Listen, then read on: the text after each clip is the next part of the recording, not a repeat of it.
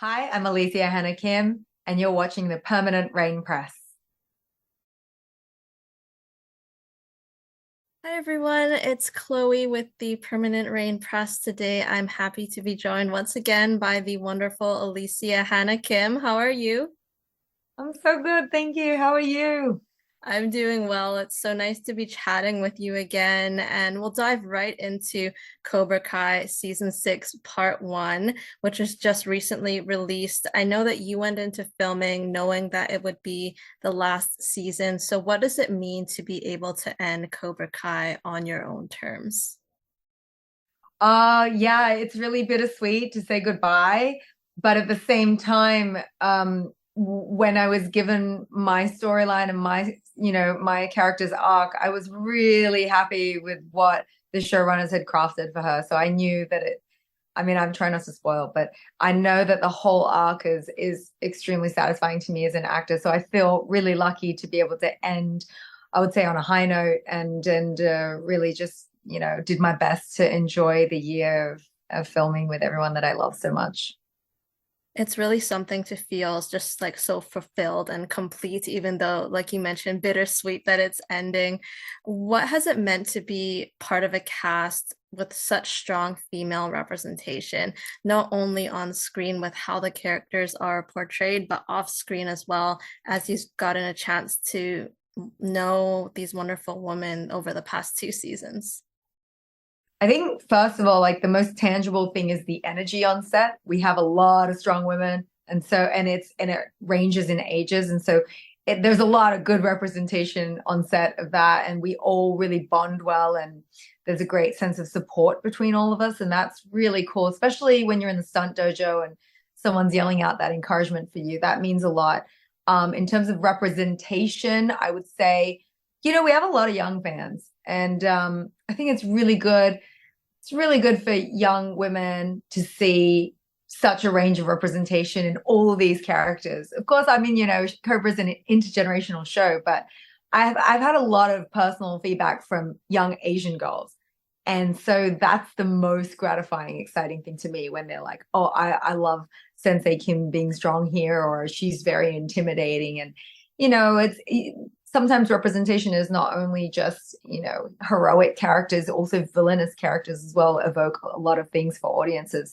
And I think, yeah, it's just really satisfying. I think Cobra is such a vast universe and, there's something for everyone. So well said. And for you to be like the first kind of lead female sensei in the Karate Kid universe and the Korean one at that, like you mentioned, so many young girls are watching this and young Asian girls as well. For you, what do you focus on when getting into character with respect to Kim Da-Eun's voice and her physicality and movement? Uh, Most of all, the two most important things to me are her voice and her posture, because I certainly don't talk like that because I'm Australian. And the second thing is I have terrible posture. I'm like a little octopus. I have no spine. And so, Kim Da-eun is very well presented. It's almost like she's a soldier. It's like a ballet teacher. Everything is very upright. And so I very consciously hold myself upright.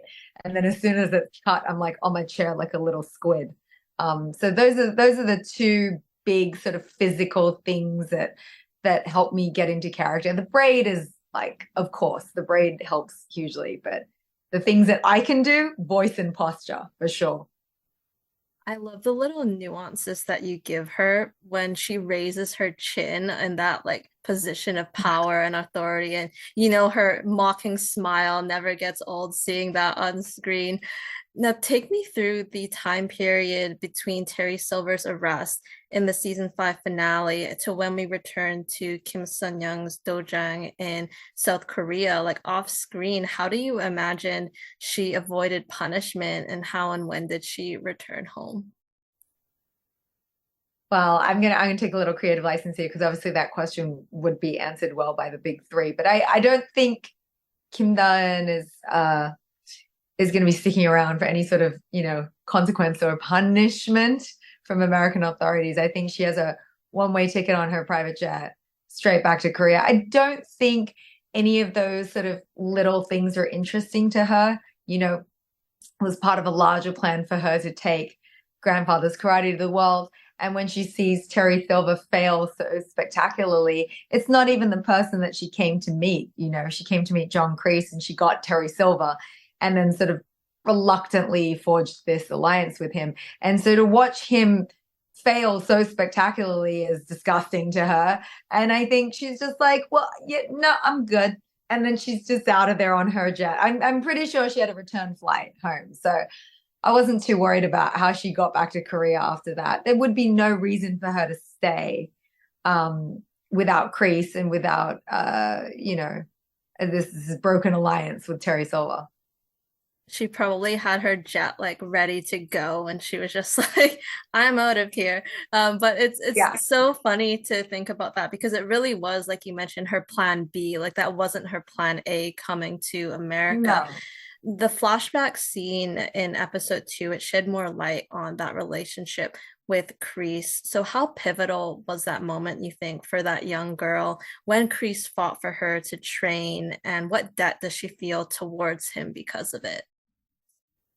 Yeah, I don't know if it's a debt. It's just such a, I think it's a really pure sort of mentor, teacher, paternal relationship. Obviously, the big relationship of her life is the influence of her grandfather. And oddly, Kreese, for as tough and strong as he is in present day, has such a vulnerability and genuine care for her well-being, which is so touching to me.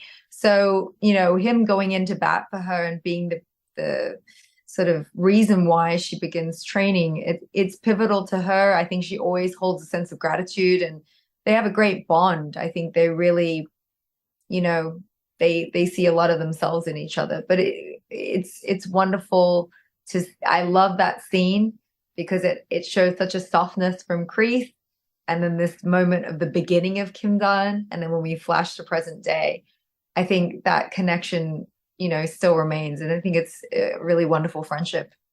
And Sarah Ann does such a wonderful job as young Kim Da-Eun as well. Have to give a shout out to her. How would Yeah, you we just love Sarah. It's so cute. I know you got to spend more time with her as well this season. Yeah, she's wonderful. She's a really talented young actress, and she's so dedicated to the job, and she's often accompanied on set by her older sister Amy, and they're just delightful. Both of them are delightful. So I love getting to share Kim Da-eun with this wonderful young talent. It's great. Now, how would you describe the relationship between Kim Da-eun and her grandfather while she trained and I imagine kind of grew up under his care? Like, how did that shape her and what were those dynamics like? I think, oddly, I think that the dynamic between them is I feel that she very, very quickly learned that she had to be perfect to escape punishment. And that sounds really severe. Um, but I do think that she respects him. She respects his way of being and obviously respects his martial art.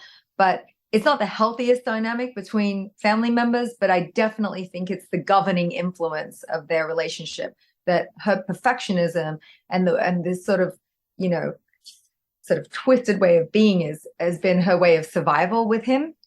And I think then under many, many layers of that, of course, is a familial love that probably has gone maybe not unreciprocated, but just unexpressed.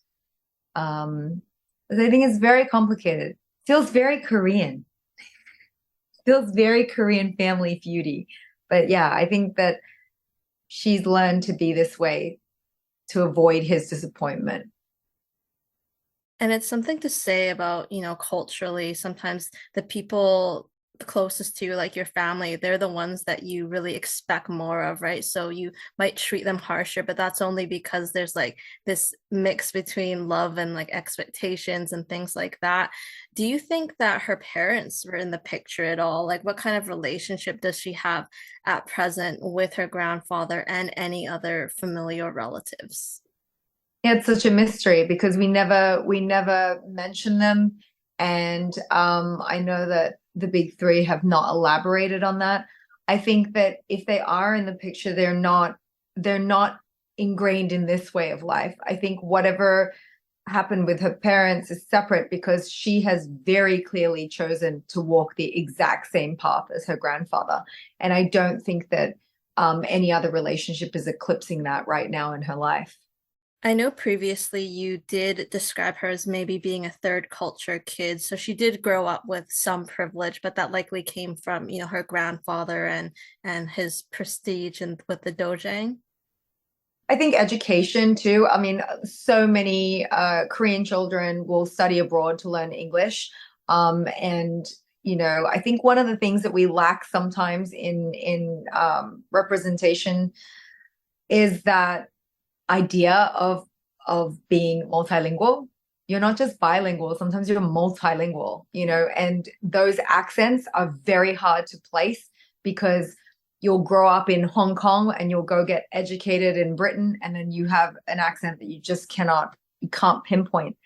And so I feel that I experience this very much in my life. I'm Australian, I live in America, I'm Korean, I speak some French and Italian. It's all over the place. And so the same thing with Kim Da-Eun. I really think that we talked about this with the showrunners, that she would have been educated abroad. She would have excelled at that and 100% been top student. And so she never struggles with English. She doesn't struggle with anything. She's completely fluent. And we need colors and shades of Koreanness, but we also need shades of an outside influence of where she might have studied. And obviously, I have so many friends in Korea that have studied in Canada, in Britain, in Australia, in America. And that's the kind of representation that I wanted to put into her, that is something that I experience in my daily life that I do not see represented so much in writing, in storytelling, in media, because maybe writers are not aware of that. I don't know. It's just such a regular part of my world. It's so great that were able to take, those personal experiences and thoughts, but also people and your friends, and kind of reflect that in this character. Now, Kreese's return to South Korea, it surprises Kim Da-Eun when he offers for her to reclaim that spot that she earned with Cobra Kai. What are her immediate thoughts given that previous defeat? I think it's irresistible for her because she always wants to win. I think that's like the first reaction, which of course she suppresses and then like delivers very calmly. But obviously that permission has got to come from grandfather. So she knows that, and hence the reveal. But I think for her, whatever her experience was in America, it was disappointing. And so as a perfectionist, you want to go back and fix that in any way, shape, or form. So she's on board, even though she does not show it a lot. She's on board. She definitely does have a bit of that stoic demeanor in her replies. How is it working opposite C.S. Lee as Master Kim? Like, how did he embody this key character that helped you in your performance? So we have this sort of wonderful, easy relationship. We have many, many mutual friends. Obviously, CS is like a pillar of the community. He's been around for a long time. So we have a lot of mutual friends. I've heard a lot about CS. And we met a couple of months prior at an event in K-Town in LA. And so I was like, oh, Grandpa, and we hugged it out, and we're really excited about working together.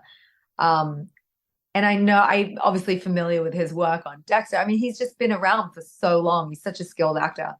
So we had just this like wonderful friendly ease to our relationship from the get-go.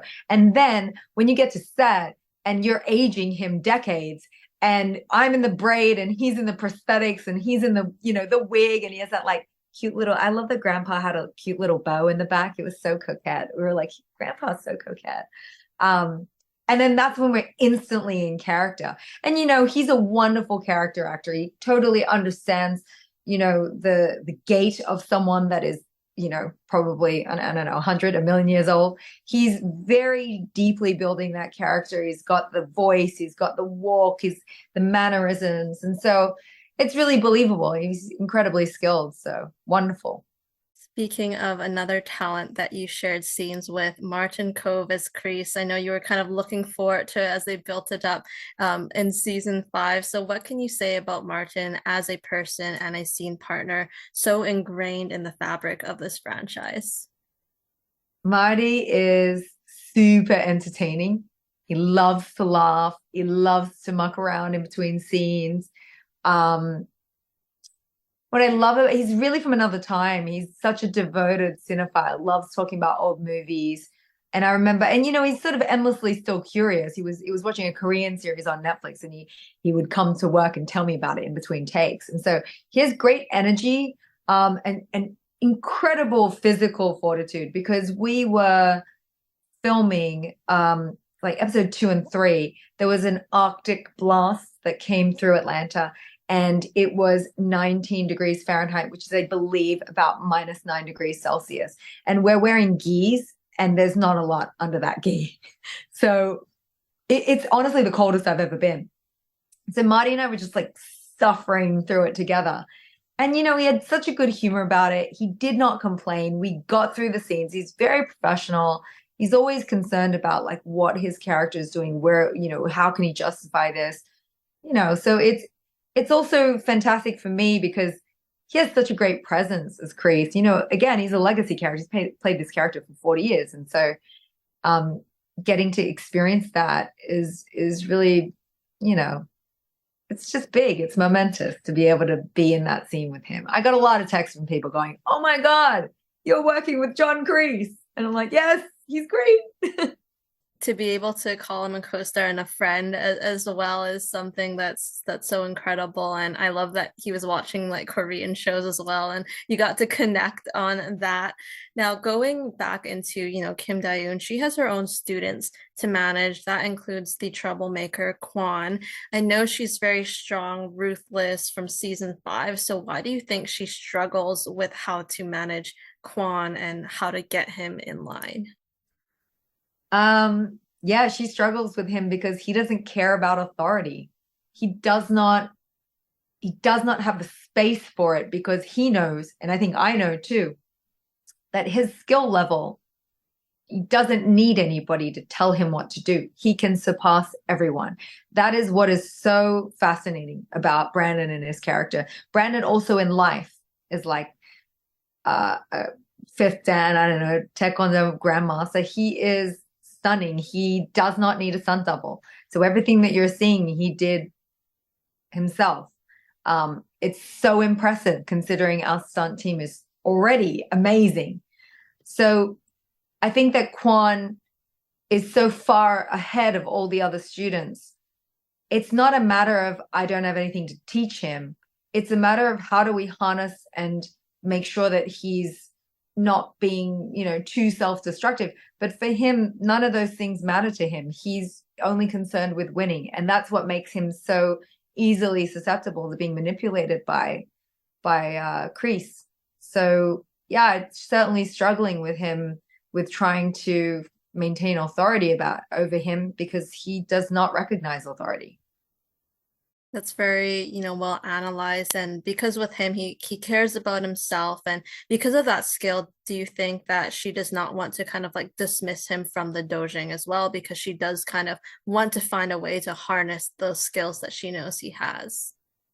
Yeah, I think she has a skill that he has a skill that she's never seen before. So obviously, from a competitive aspect, from a sensei aspect, you don't want to dismiss that person from the dojang.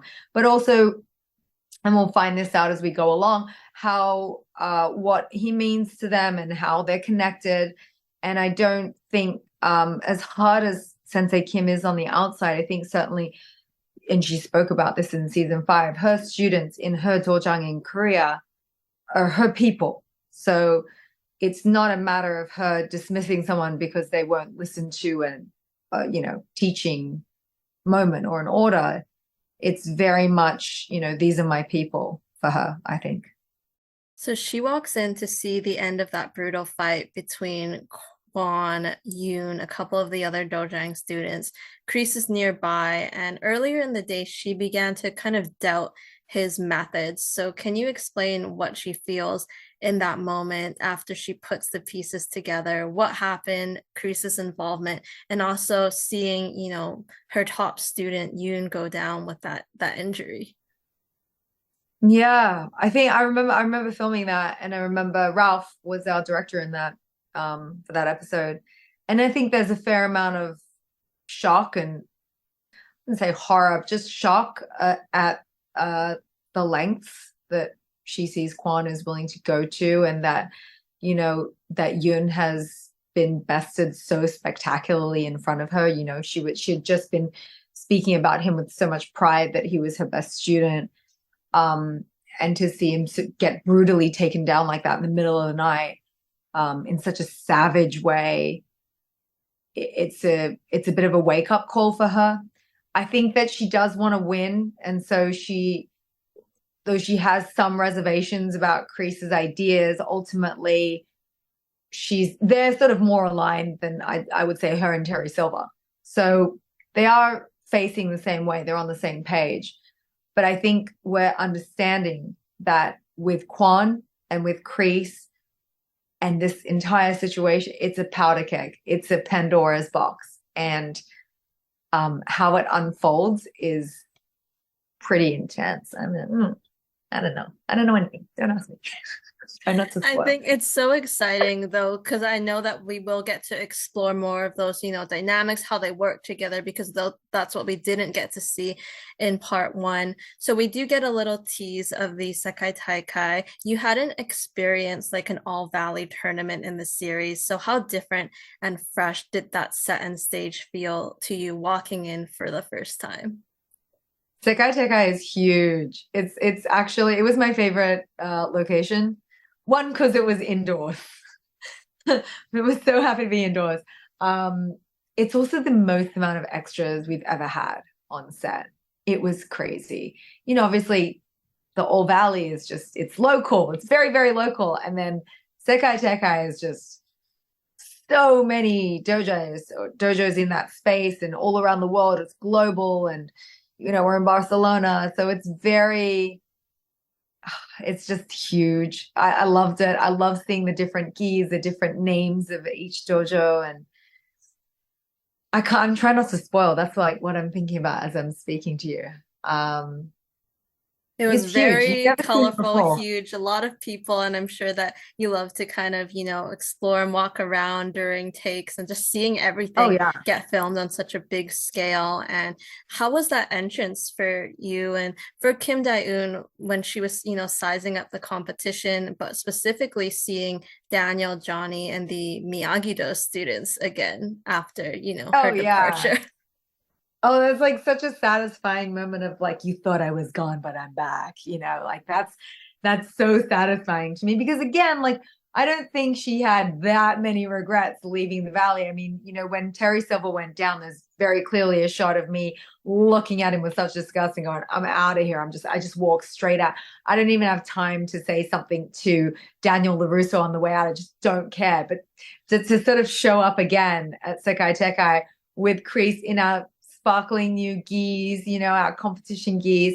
And it now says on the back of our gis in Korean, Cobra Kai. So we're like, we're back. We're Korean. We have all these new people. We also have Tory. You thought I was gone, but I'm back. Like, it's so satisfying and really hard for me to play in real life, because for some reason, whenever I look at Billy, I just start laughing. So that's really tough for me. Just trying to hold my composure. You did it well, because you know with the music and the tone was just so intense and dramatic. And obviously, like you mentioned, Tory returns as part of their team, and we know that Kreese was in contact with her, referred to her as like the missing piece of the puzzle. What opinions do you think Kim Da-Eun had about Nichols rejoining their team, given their relationship in season 5? I know you can't spoil too much of this will be explored, but just knowing what had happened when she tried to mold her in the past and having her back. I think there's, you know, we spoke before about Kim Da-Eun's relationship with her grandfather, and that it's such a weird, twisted dynamic between a person of authority and, for want of a better word, a student. And there is this level of like wanting to please, wanting to teach, wanting to mold. And then underneath all of that is this sort of some sort of like weird love, recognition of something. You recognize something. And I think with Sensei Kim and with Tory, I think that she does recognize deeply her talent, and knows how far she could go. she probably sees a bit of herself as well in there too, because Tori is very strong. She's incredibly strong character, but she's also had such vulnerable things happen to her and then have to cover that with so much strength. And I think that Kim Da-Eun can see that. So they have such a strange relationship of sort of mutual dislike and weird recognition. And then, you know, they're always sort of in the same dojang and working together. And so it's very complicated. We get into the layers of that as we go on. I'm really excited to see that, and Peyton did such a wonderful job, with Tory in those last kind of couple episodes there. Which was your favorite part one scene that you and Kim Da-Eun were not in, and why? It's funny you say that because my favorite scene is actually Peyton's scene. It's Tori's scene in the hospital. And I texted her immediately after I watched it because I know Peyton really well. And I also understand how difficult it is in the moment. Sometimes you're not always, in the moment. And so the sets are very chaotic. And she delivered such a beautiful, precise, real performance in the hospital when she was talking to the nurse after her mother had passed. And it made me cry because it was such a show of vulnerability and skill for her as an actor. She's so impressive as a person. And I think that really is my favorite scene. Just, I think, not even as a fan, truly as an actor, it was the greatest moment of part one for me. I was so impressed. How was the Korean team to work with this season? I was speaking with Brandon, and I know he mentioned you were just so excited to have other Koreans to kind of talk to and work with. I mean, I love it. It's fantastic. It's like having a bunch of cousins at work, you know. Every now and again we speak in Korean, talk about K-pop stars that we like. We did all dance Super Shy together. There is a video of that somewhere. I don't know. I think I have it. I need to edit that and put it together. I think we all at one point were learning Super Shy. It's fantastic. It feels like more family. Last season, it was just kind of me and Una. Una's half Korean as well. So, we were doing the finger hearts, but like this season, oh my God, there's so many Koreans. We have Nate O, obviously, who's been there for forever. We have Jo Saw. We have Una, myself. We have Daniel. We have Brandon. It's Master Tony, who's one of our stunt coordinators too. It's crazy. We have Sung-ho Park. It's incredible. I love it. It really felt like I had brought my extended family to work. I love it. And it's so nice to, also bring that in for that final season. Now, tell me about your Ralph Macchio and William Zabka shirts. Where did you buy these from, and what was the idea behind them? Okay, so this started probably many seasons ago, but I mean, last season I noticed my makeup artist Jamie Klein was wearing a Billy shirt. I was like, where do we get this? Are we allowed to troll them in real life? She's like, oh no, we all do it. Like everybody has a Ralph shirt, everybody has a Billy shirt. Like what? I don't know. Okay, fine. So this season I was like, okay, must buy Billy shirt, must buy Ralph shirt. So I expedited shipping them to me, and then had this like bright pink Ralph shirt and he's so young, he's so cute. And then I have like Billy topless, it's like an 80s idol. And so I just like wear it all the time every time I see them. So I had to get like a picture with them. It's just our way of just honoring them as like 80s icons, also trolling them and just like having fun at work. Everybody has a Ralph Macchio or a Billy Zabka shirt on set for sure. There should have been a day where everyone just wore them, but I know you posted the picture with Billy at the picnic, but it's so wholesome how you just champion and cheerlead your co-stars. I love to see it. Moving away from Cobra Kai, you have cultivated the most incredible Asian community group of friends, including many in the Asian American Girl Club. So tell me about the joy these people and activities have brought you over the past year. And that's such a generous thing to say. I don't think I've cultivated so much as been welcomed into groups that other people have organized. And I feel really lucky for that. I mean, I've known Ali Markey, who's the founder of Asian American Girl Club, for many, many years. I mean, we used to audition together way back in the day. She's always been such a real one, so cool and supportive. And we've just had that friendship since way back then, you know. But you're right. I mean, these organizations bring such a sense of community and such a sense of belonging. I'm gonna quote my friend Nunes Nunchi, belongingness. Like it's such good community building and friendships that come out of this. Um, and it's so important because you never want to be like the only Asian person in the room. You know, you want to have your friends, you need that strength in numbers. But for me, I would say, yeah, Asian American Girl Club is so instrumental in welcoming and not just actors, it's everybody. Everybody is welcome into that. It's beautiful. Even myself, and I'm obviously born in Australia and I'm welcomed in. So it feels very much like an all-inclusive movement, which is so due to Ali Maki's work. And then we also have Gold House, which is just, you know, fancy and gorgeous and honoring the big achievements of the year. I think that the Met Gala is incredible and that Gold Gala is just like just as good. We're just as good. And then, you know, we have Cape that they've been around for forever and they are so supportive. And then myself, I'm a part of an organization called CAL. It's Korean American Leaders in Hollywood. And that is, I mean, specifically Korean. You know, I get invited to these dinners and get to meet other Korean people in our industry. That definitely feels like a family gathering. I mean, it's just like always at a Korean barbecue place with like, you know, 40 Korean people. But these organizations and these opportunities for us to gather are hugely important in sort of organizing ourselves. What do we want to do? What do we want to say? How do we want to be represented? Who can work with whom? You know, it's just such basic networking on that level and support. So yeah, I'm super invested in all of that. So nice to be a part of that change and community building. So not only like social events, but getting to, you know, push forward and push for more change and diversity in film and TV. And I never will get tired of the Blackpink dance classes. I know that you are a big fan of those. You love going to them. You're in Korea right now, but we'll talk about Yeah. when your husband, the talented Sebastian Roché, he guest starred Yeah. on Queen of Tears. How was your time on that set, on that K-drama? Because I know how much not only this genre, but your heritage means to you. That was the most exciting, happy, you know, sudden event that happened to us. And we were both completely, I think, starstruck as well, because, you know, obviously we started watching K-dramas in 2020, and then 4 years later, sorry, no, not four, 3 years later, to be on set, yeah, because it was last year, 3 years later to be on set with these incredible artists and suddenly be working with people whose work we've admired for these past 3 years.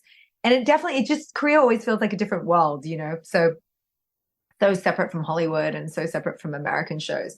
And it was just a wonderful experience. We made, you know, so many new friends. And then for him getting to work opposite Kim Seon, whose work we so admired in It's Okay Not to Be Okay, and then opposite Kim Ji-won, who's such a tremendous actress, and we watched her in so many things. My Liberation Notes, Fight for My Way. I mean, she's an incredible actress.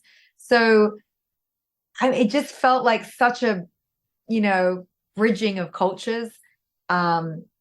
And just only joy. We're such fans of K-dramas, and yeah, I can't say enough about that experience. We were there in May and June, I think, of last year, and then we went back also in October. And so we went back to set, and we were on set the day that Song Joong-ki was filming his cameo as Vincenzo, which we like kept that secret for a while.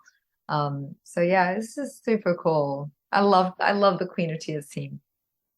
I love that you both got to go on that kind of experience together, and hopefully you are next. But I know that you are also writing and developing your own projects. So can you briefly share any details on the stories that you want to tell and who or what you've been inspired by?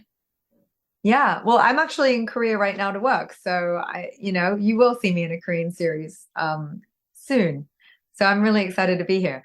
But as in terms of producing, yeah, we have a lot of projects. My husband and I write together, and we do a lot of creative endeavors together. And so we have a Korean horror film that we're really, you know, interested in producing and making here in Korea. And then also, we're such a sort of hybrid global couple. I mean, he's French and Scottish. I'm Korean and Australian. He speaks 4 languages. I think I speak two, three maybe. And so we have all these ideas for other stories. We have like a British 30-minute half-hour comedy. We have all these projects that we're writing consistently and coming up with new ideas. And so I think it's sometimes hard for me to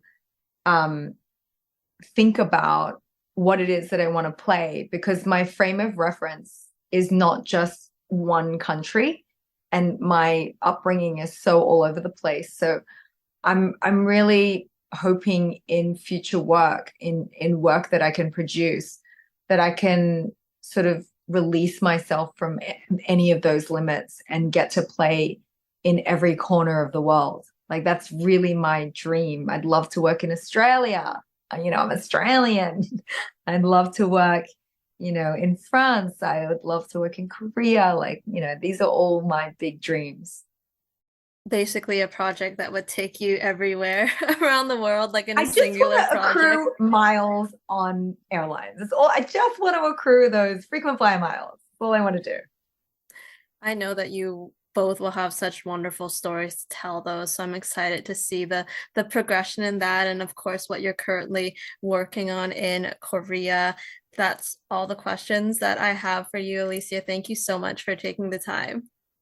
Of course. Thank you so much. It's so good to see you. You know, I'm always trying to make it back to Vancouver. I know we're waiting for the day for your return, but until Love. then, we've talked about this before. You love Vancouver, and I mean it's so nice right now with the summer and the weather. You don't have to worry about the rain. I love the rain too. Like that, the rain does not bother me. I'm like Trout Lake. Is it Seymour? Seymour Park? Stanley Park. North Van, Stanley Park, North Van. I mean, like, these are my places. I used to live in East Van. I loved it. The Daily Catch. Oh my God. I just want to live in Vancouver again. I was so happy there. We'll have you back soon for sure. But until then, for all those watching, make sure to catch Alicia in Cobra Kai season 6. Part 1 is out on Netflix. Part 2 is dropping November 15th, and we will see you next time. Thank you. Bye.